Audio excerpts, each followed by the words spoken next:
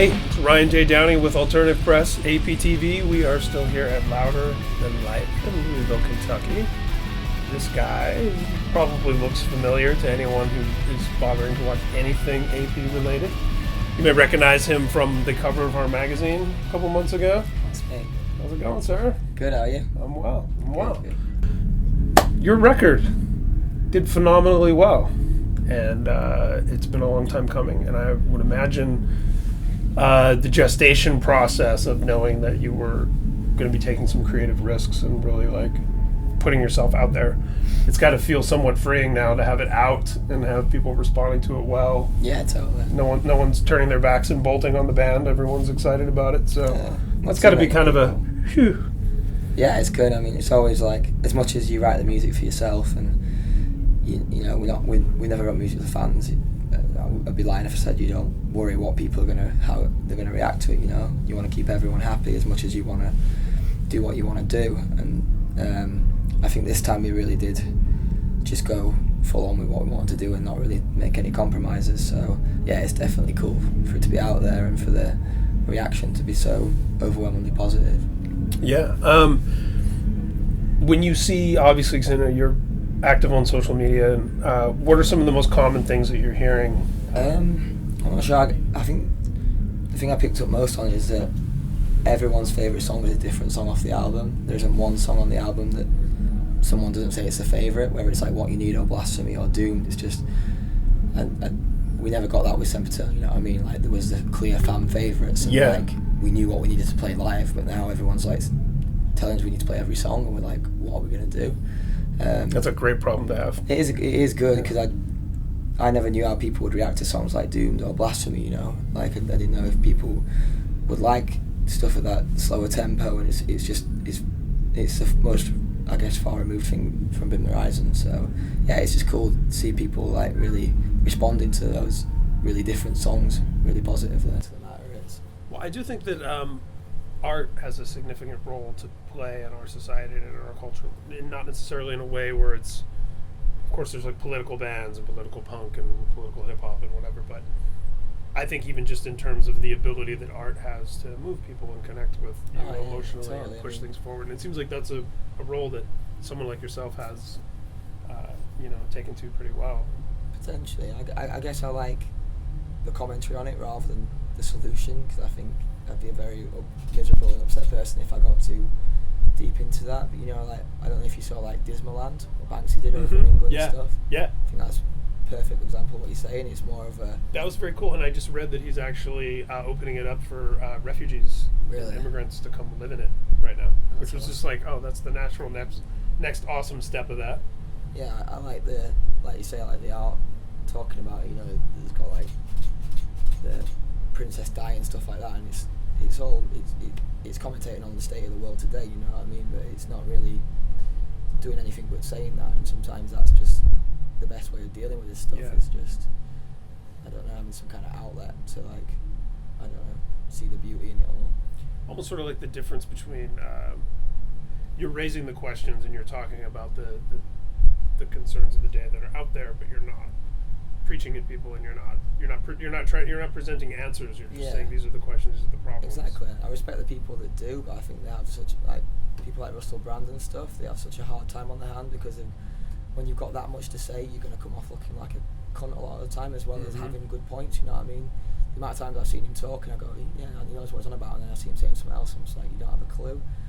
When you're trying to make a stand and have an opinion on everything, and then you're under the microscope even that much more. Yeah. And there was the reporter who said, well, where do you live? Don't you live in like a mansion or whatever? When he was out. Yeah, everyone's out to get you. You know what I mean? Yeah. Everyone's out to like go, but you said that then and this then, and just you're contradicting yourself. You know what I mean? People, it doesn't work in the way that it should. People are out to hound each other, you know, and embarrass each other and finger point and hindsight. It's all hindsight now, you know what I mean? The Pope comes to America and talks about climate change and says really progressive things about income inequality and all that, and then he's barely on the plane back, and everyone's like, oh, he met with that anti-gay rights person. Yeah. And never mind the fact that he also met with a gay couple who's been married for 19 years. People don't want the truth. They want the scandal. You know what I mean? Yeah. And people just, not many people have got the capacity to like look at stuff. You know what I mean? It's one reason I really don't like the internet and kind of try and remove myself as much as possible. Yeah. It just makes me angry. Like I saw a thing on the day and it was like this American news presenter, and it was saying the headline was that he was saying, why don't we get rid of sharks out of the ocean? But then I watched it and he didn't say that at all. You know what I mean? Right. He said something. He said something that could be like, take it. He didn't mean what he said, but no one's giving. And people aren't going to go past. No one's giving him that little, bit of doubt. No one's going. Everyone knows what he meant, but everyone just wants the headline. You know what I mean? It's what really annoys me is no one's. You know what I mean? If someone, when people are like say racist or sexist or whatever, that is a serious issue. But when people don't mean to be and slip up, that's ignorant, and it's not always evil. And when the whole world turns their back on those people because they made a mistake. And I'm not talking about like Hulk Hogan actually was. I'm talking about sometimes people like Matt Damon recently. Yeah, like some people just exactly, and people are like trying to find out how everything can be sexist or racist or everything. It's like what are we doing? We're trying to be so PC that it's just people scared. Especially for art and artists, because I personally feel that a big part of liberty and freedom of speech is the ability for art, especially, and to me that a stand-up comedian counts even. You know, like there has to be discourse. All language has to be on the table to communicate and get out ideas. And people just need to have a fucking brain when it comes. You know what I mean? Like when I get on stage and stuff, I say stuff like pull your tampon out or punch someone in the cunt, and there's people going, that's fucking sexist. It's like, of course it is. I'm actively trying to find the most offensive thing I can think of to come out of my mouth. I don't mean it. You know what I mean? It's like if the world hasn't got that brain power to think that's a joke, that's serious. You know what I mean? Right. Where we were going, you know what I mean? Yeah.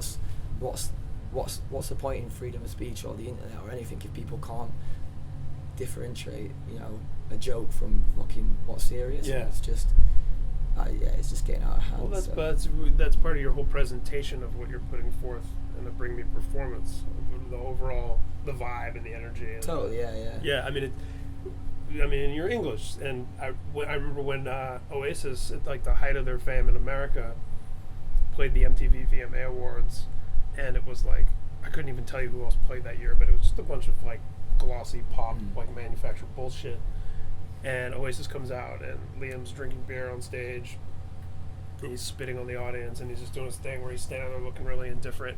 And a lot of people in America were really turned off because they're like, these guys seem like assholes. And then there's people like me that are just like, this is so fucking punk rock, this is so awesome, because it's like there was all this pageantry, and then you had a band come out that was like a little bit out of tune, a little bit off key, a little bit like not perfect, and like spit and snot and sweat and like reality, it's like it or leave it, innit? You know what I mean? That's at the end of the day, that's what it is, and it's everyone feels like they have a right to be offended, which I guess they do have a right to be offended, but you don't have a right to expect me to care that you're offended. You know what I mean? Right. I don't care if someone's offended by what we do or say. That doesn't.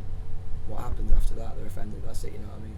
Yeah. I'm kind of offended that people think I should care that they're offended. You know what I mean? People, that's what people Ricky pick out Gervais talks about that too.